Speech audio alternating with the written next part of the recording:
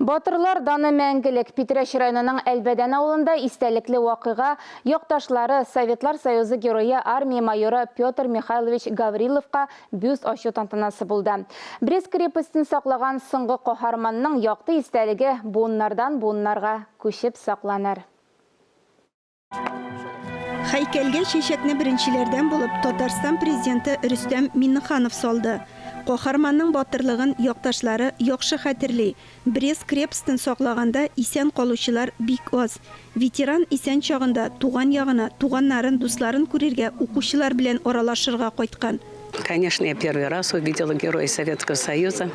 Это уже для нас было событие, для меня, для пятиклассницы. Потом... Мин мәктәпнең 5нче сыйныфында укыганда геройның үзен беренче тапкыр күрдем. Без аның белән иркенләп аралаштык. Шуннан соң безнең пионер дружинасы Петр Михайлович Гаврилов исемен йөртә башлады. Он рассказывал в основном о доступное детям тогда, конечно, то, что вот и дети помогали им в обороне Брестской крепости. Ул Брестны саклаганда исән калган сыңгы каһарманнарның берсе. Крепостны бөтен халык шул исәптән балалар белән бергә саклаганнарны ишетеп беләм. Балалар снарядлар ташырга булышкан. Петр Михайлович Гаврилов якташлары өчен легендар шәхес. Авылда аның хөрмәтенә музей ачылган. Мәдәният йортында тарихи түгәрәкләр эшли. 4 ел инде биредә Әлбәдән хәрби уеннары үткәрелә. Все мы знаем, как его посетительного героя Брестского крепости, который остался жив и до конца не сдался.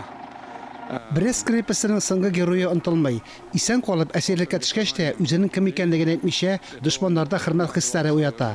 Нефес офицерлары аны үз солдатларына үрнәк итеп куя. Хәзер каһарман истәлеген бюстта саклый. Аның проекты иҗади конкурс нәтиҗәләре буенча билгеләнде. Авторы сынчы Россия рәссамнар берлеге әгъзасы Артур Давыдов.